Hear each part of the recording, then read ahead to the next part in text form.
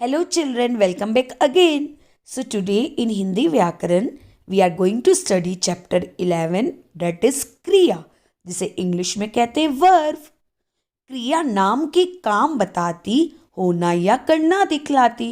यानी बच्चों क्रिया बताती है कि कौन सा काम हो रहा है, उसका नाम क्या है और वो काम अपने आप हो रहा है या किसी के द्वारा किया जा रहा है। होना या करना का मतलब वो होता है।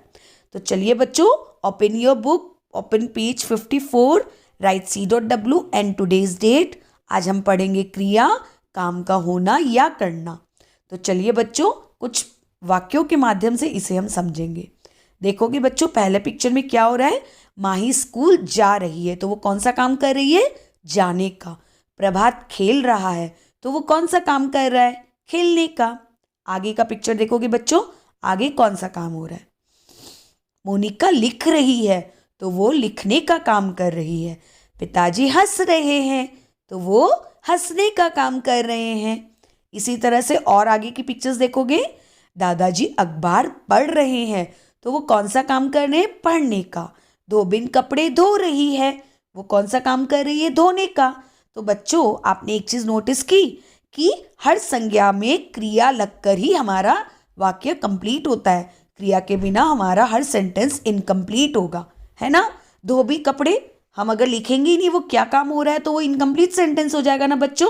तो क्रिया हर वाक्य में बहुत ज़रूरी होता है। तो हमने क्या जाना, इन सभी चित्रों में सब लोग कुछ ना कुछ काम कर रहे हैं, जैसे जाने का, खेलने का, लिखना, हंसना, पढ़ना और धोने का। तो डेफिनेशन क्या है, देखोगे, किसी काम का करना या होना बताने वाले शब्द क्रिया कहलाते हैं। सभी जीव कुछ ना कुछ काम करते हैं, कुछ काम किए जाते हैं और कुछ काम अपने आप हो जाते हैं। देखोगे कैसे, जैसे इस पिक्चर में बारिश हो रही है, तो ये काम अपने आप हो रही है, कोई इसको कर नहीं ना रहा है। इसी तरह से सूरज उगता है, तो ये काम भी अपने आप होता है ना।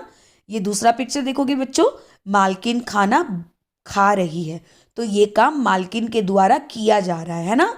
इसीलिए पहला पिक्चर था काम अपने आप होने का और दूसरा काम किए जाने का। चलिए बच्चों, अब अपनी बुक में नेक्स्ट पेज में देखोगे क्या बताया जा रहा है। वचन और लिंग के अनुसार क्रिया का रूप बदल जाता है।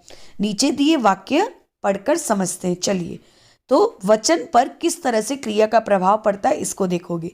जब एक वचन होता है, यानी जब एक होता है, तो हम बोलते हैं कि बच्चा खेल रहा है। पर जब बच्चे ज़्यादा हो जाते हैं तो हम बोलते हैं खेल रहे हैं। इसी तरह से सूरज एक है तो हम बोलते हैं सूरज चमकता है।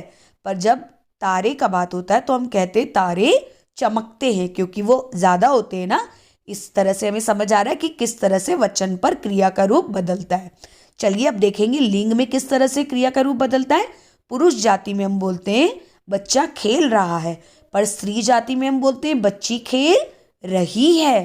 पुरुष जाति में हम कहते हैं पुल्लिंग में रोहित पेड़ से कूदा, स्त्रीलिंग में हम कहते हैं रीमा पेड़ से कूदी।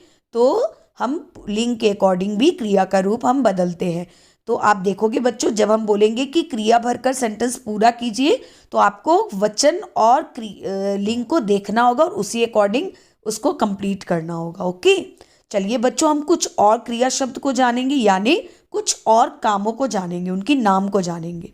जैसे पढ़ना, लिखना, उठना, बैठना, सोना, जागना, रोना, हंसना, दौड़ना, रुकना, चढ़ना, उतरना, फिसलना, मचलना। छोटे बच्चे मचलते हैं ना किसी चीज़ के लिए, वो भी काम होती है।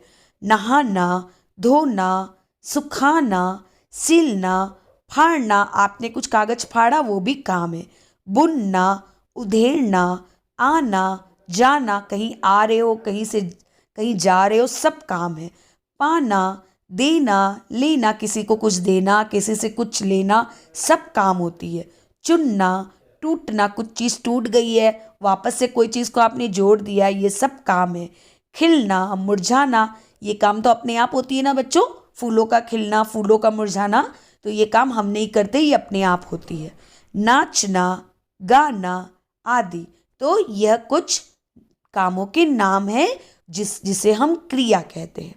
तो आज हम लोगों ने क्रिया के बारे में जाना, उम्मीद करती हूँ आपको क्रिया अच्छे से समझ आ गई है। एक्शन वर्ड को क्रिया कहते हैं, यानी जो भी काम हम करते हैं वो सब क्रिया होती है। आप इसे अच्छे से एक बार और पढ़ोगे और कुछ डाउट होगा तो हमसे पूछोगे। Okay children, thank you.